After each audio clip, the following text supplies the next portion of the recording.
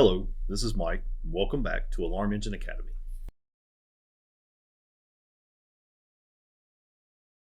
Today we're going to be discussing invoicing and billing when it comes to your ElkConnect dealer account.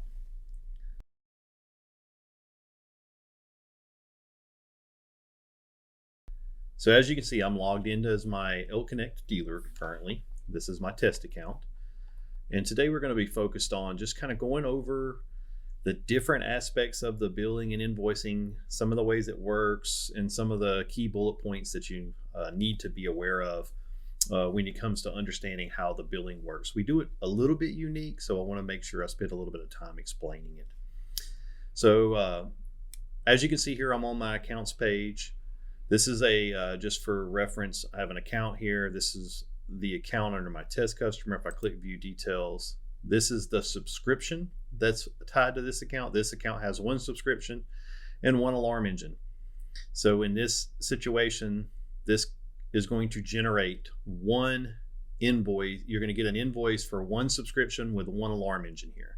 So if I go down to billing, we have just for testing purposes, we generated an invoice for June here, and this is your invoice. This is the due date. You don't have to pay attention to the balance. We'll probably blur that out just so we don't share cost in any kind of dollar information here. So if you want to review your invoice, now this would have been emailed over to you, but if you want to view it, you can click on the invoice number here, and this allows you to view the invoice and kind of see, which customer is for, which plan it was, and how many systems they had. So you would have your total there. So it shows you the invoice for that customer.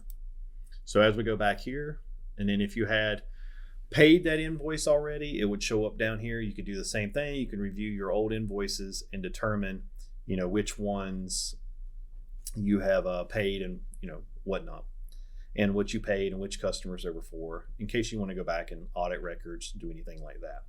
Now, under your installer settings, this is where your invoices are going to be sent. The invoices go out on the 1st of every month, and so they'll be sent to this billing email. And if for some reason you don't have a billing email filled in, it'll go to your standard account email. And if for some reason you don't have your account email filled in, it's going to go over to the account owner's email. So this will be the person who's in charge of your account. So if these two emails aren't filled in, it's going to kind of waterfall effect down to the owner of the account. So this way you get the invoice regardless, of what information. But if you want to go to a billing, you could fill it in here. Alrighty. When it's time to pay this invoice, so let's say you want to go ahead and pay the invoice, we only accept credit card payment. So you would have to fill in your information here, put in your card information and whatnot, and you can pay the total. Now, if you want to save the card and set up for auto billing, you would go ahead and tick this box, click pay, and it would pay the total. Now, you can do this at any point during the month. You don't have to do it on the 1st. You can do it just anytime when there's a bill due. Now, if multiple invoices come due, it's going to want you to pay all of those invoices at once. So it's better to go ahead and set it up on automated, so you can do it on a monthly basis, or just get into a practice of logging in once a month after the 1st, and go ahead and clear in the invoice so it's not there. Now, if there was not an invoice to be paid, this button splits into two buttons, and the button becomes a saving your automatic payment information, or to replace or update the card that's on file. So you may see a little different screen if you already have a card saved or whatnot. So really that's pretty much the simplicity of the site when it comes to dealing with billing. You have your option to pay, your option to view outstanding invoices, your option to view paid invoices, and your option to decide where those invoices are sent to. So now I want to spend a little time talking about some of the bullet points and some of the key points around billing, because we get a lot of questions on this, just making sure that customers fully understand it. So I'm going to switch over to a bullet point presentation here, just so I can kind of walk you through some of these things. So as I mentioned earlier, invoicing for billing is invoiced on the 1st of every month. So invoices are generated per subscription and based on the number of alarm engines that are assigned to that subscription. So if you had one subscription, but you had 3 alarm engines on it, that would be 3 individual charges for that subscription that would show up on the invoice. There is no prorating, so only subscriptions and alarm engines that are active at the first of the month are invoiced. So if you have someone who activates the system on the 3rd and they deactivate the system on the 10th, you're not charged for that. There's no prorating, there's no partial months and whatnot. So essentially you're being billed a month in advance. So on the June 1st, you're billed for June. On July 1st, you're billed for July, and so on. And that works the other way. Cancellations, we don't do any kind of prorated credits going back. We try to keep the cost down and make it very affordable, and we do that to try to simplify the billing so that it's not overly complex and it's easy to understand and easy to read. There's a lot of platforms out there that make it very difficult to understand. We're trying to do that very, very simple. So invoices are emailed out to the billing email. As I mentioned earlier, they go to they fall back to the account email, and then they'll fall back to the account owner email. So credit card's the only way we accept it, and you do have the option to set these up on automatic payments. So I'm going to walk through a couple examples now just to help make sure that everyone fully understands how this is going to function. So let's just say for this first example, on June 5th, the installer adds a subscription for the end customer and associates that to one alarm engine, so that you get one subscription, one alarm engine, 1-to-1 ratio set up there on the 5th. On the 20th, the customer decides to change their mind and you cancel that subscription.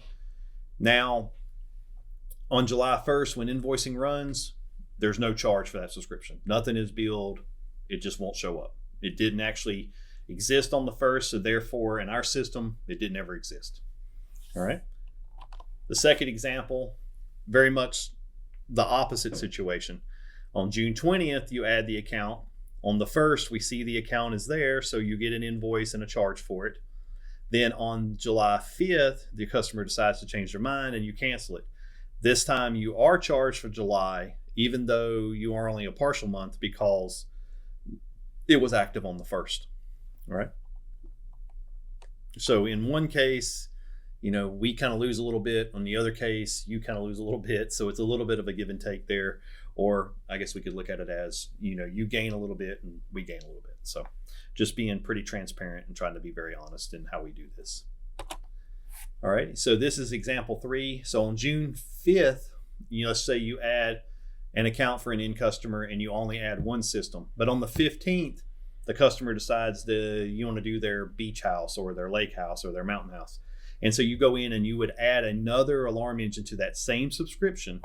And by doing so, now on the 1st, you're going to get billed for one subscription, but for 2 systems on that subscription. So it's basically like having 2 subscriptions, but they're managed under one because you want that customer to have access to both systems. So that's just kind of how that is going to allow you to get your customer managed properly.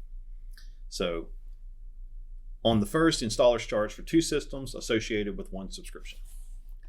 Alrighty, and this one's pretty self-explanatory, but let's say on the 1st, you're invoiced for 2 active systems. Then on the 15th, you add another system.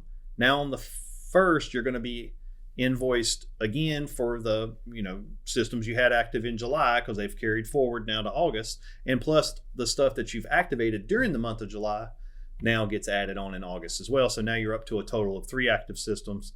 So the total invoice includes all 3. So as you move forward. Right.